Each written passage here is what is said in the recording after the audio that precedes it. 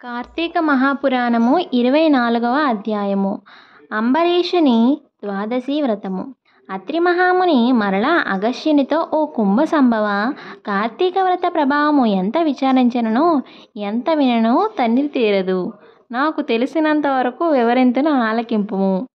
గంగ, గోదావరి మొదలగు నదులలో స్నానం చేసినందువలనను, సూర్య చంద్రగ్రహణ సమయములందు స్నానాదులను అనుసరించినను ఎంత ఫలము కలుగునో శ్రీమన్నారాయణుని నిజతత్వమును తెలిపెడి కార్తీక వ్రతమందు శుద్ధ ద్వాదశి నాడు భక్తి శ్రద్ధలతో దాన ధర్మములు చేయువారికిని అంత ఫలమే కలుగును. ఆ ద్వాదశి నాడు చేసిన సత్కార్య ఫలము ఇతర దినములలో చేసిన ఫలము కంటే 1000 రెట్లు అధికము కాగలదు. ఆ ద్వాదశి వ్రతము చేయు విధానం ఎట్లో చెప్పేదను వినుము. కార్తీక శుద్ధ దశమి రోజున పగటి పూట మాత్రమే భుజించి, ఆ మరునాడు అనగా ఏకాదశి రోజున ఏ వ్రతము చేయక శుష్కోపవాసం ఉండి ద్వాదశి గడియలు వచ్చిన తరువాతనే భుజింపవలెను. దీనికి ఒక ఇతిహాసము కలదు, దానిని కూడా వివరించదను, సావధానుడవై ఆలకింపుము అని ఇట్లు చెప్పుచున్నాడు. పూర్వము అంబరీషుడు అను రాజు కలడు. అతడు పరమ భగవత్తోత్తముడు, ద్వాదశి వ్రత ప్రియుడు. అంబరీషుడు ప్రతి ద్వాదశి నాడు తప్పకుండా వ్రతము చేయుచుండెడి వాడు. ఒక ద్వాదశి నాడు ద్వాదశి గడియలు స్వల్పముగా ఉండెను. అందుచే ఆ రోజు పెందల కడనే వ్రతమును ముగించి బ్రాహ్మణ సమారాధన చేయదలిచి సిద్ధముగా ఉండెను. అదే సమయమున అచ్చటకు కోప స్వభావుడగు దూర్వాసుడు వచ్చెను. అంబరీషుడు ఆ మునిని గౌరవించి ద్వాదశి గడియలలో పారాయణం చేయని వలన గాన తొందరగా స్నానమునకేగి రమ్మని కోరెను. దూర్వాసుడు అందులకు అంగీకరించి సమీపమున గల నదికి స్నానముకై వెడలను. అంబరీషుడు ఎంతసేపు వేచియున్నను దూర్వాసుడు రాలేదు. ద్వాదశి గడియలు దాటిపోవచున్నవి. అందుచేత అంబరీషుడు తనలో తాను ఇట్లనుకొనెను, ఇంటికొచ్చిన దుర్వాసుని భోజనముకు రమ్మంటిని. ఆ ముని నది స్నానముకు వెళ్ళి ఇంతవరకు రాలేదు. బ్రాహ్మణునకు ఆతిథ్యం ఇత్తునని మాట ఇచ్చి భోజనం పెట్టకపోవటం మహాపాపము. అది గృహస్థునకు ధర్మము కూడా కాదు. ఆయన వచ్చే వరకు ఆగితిన ద్వాదశి గడియలు దాటిపోవును, వ్రతభంగమగును. ఈ ముని మహాకోప స్వభావము కలవాడు. ఆయన రాకుండా నేను భుజించినా నన్ను శపించును. నాకేమీయూ తోచుకున్నది.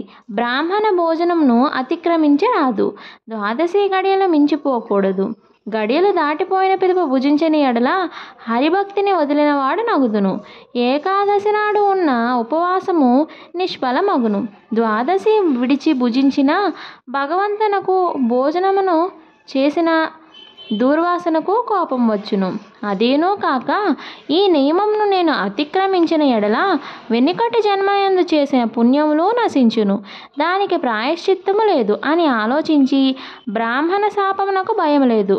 ఆ భయమును శ్రీ మహావిష్ణువే పోగొట్టగలడు. కావున నేను ద్వాదశి గడియలలో భోజనం చేయుటే ఉత్తమము. అయినను పెద్దలతో ఆలోచించుట మంచిది అని సర్వజ్ఞులైన కొందరు పండితులను గావించి వారితో ఇట్లు చెప్పెను. ఓ పండిత శ్రేష్ఠులారా, నిన్నటి దినమున ఏకాదశి అగుంటుట చేసి నేను కటిక ఉపవాసం ఉంటిని. ఈ దినమున స్వల్పముగా మాత్రమే ద్వాదశి గడియలున్నవి. ద్వాదశి గడియలలోనే భుజించవలసి ఉన్నది. ఇంతలో నా ఇంటికి దూర్వాస మహాముని విచ్చేసిరి. ఆ మహామునిని నేను భోజనమునకు ఆహ్వానించి తిని, అందులకు ఆయన అంగీకరించి నదికి స్నానార్థమై వెళ్ళి ఇంతవరకు రాకుండెను. ఇప్పుడు ద్వాదశి గడియలు దాటిపోవచున్నవి. బ్రాహ్మణులను వదిలి ద్వాదశి గడియలలో భుజింపవచ్చునా, లేక వ్రతభంగమును సమ్మతించి ముని వచ్చే వరకు వేచి ఉండవలెనా? ఈ రెండింటిలో ఏది ముఖ్యమైనదో తెలుపవలసినదని కోరెను. అంతటా ధర్మజ్ఞానులైన ఆ పండితులు ధర్మశాస్త్రములు పరిశోధించి విమర్శ ప్రతివిమర్శలను చేసుకొని దీర్ఘముగా ఆలోచించి, మహారాజా, సమస్త ప్రాణకోటులు గర్భకుహరములయందు జఠరాగ్ని రూపమున రహస్యముగానున్న అగ్నిదేవుడు ఆకలిని పుట్టించి ప్రాణులు భుజించిన చతుర్విధాన్నమును వచనముగా గావించి దేహేంద్రియాలకు శక్తి నొసంగుచున్నాడు. ప్రాణవాయువు సహాయముతో జఠరాగ్ని ప్రజ్వరిల్లును. అది చెలరేగిన శుద్భాక్ష దప్పిక కలుగును. కృత్వాద దప్పిక కలుగును. ఆ తపము చల్లార్చవలనన్న అన్నము నీరు పుచ్చుకొని శాంతపరచవలెను. శరీరమునకు శక్తి కలుగచేయువాడు అగ్నిదేవుడు. దేవతలందరికంటే అధికుడైన దేహ పూజ్యుడైనాడు. ఆ అగ్నిదేవునందరూ సదా పూజించవలను. గృహస్థు ఇంటికి వచ్చిన అతిథి కడజాతివాడైనను భోజనమిడుదనని చెప్పి వానికి పెట్టకుండా తినరాదు. అందులోనూ వేదాంగ విద్యా విశారదుడును మహాతపస్శాలియు సదాచార సంపన్నుడును అయిన దూర్వాస మహాముని భోజనమునకు పిలిచి వానికి పెట్టకుండా తాను భుజించుట వలన మహాపాపము కలుగును. అందువలన ఆయుక్షీణము కలుగును. దూర్వాసునంతటి వానిని అవమానమొనరించిన పాపము సంప్రాప్తమగును అని విశదపరిచిరి. చతుర్వింశాధ్యాయము 24వ రోజు పారాయణము సమాప్తము. ఇకపై వచ్చే కార్తీక మహాపురాణాన్ని ఎవరైనా వినాలనుకునే వాళ్ళు ఇప్పుడే మన ఛానల్ని సబ్స్క్రైబ్ చేసుకోండి.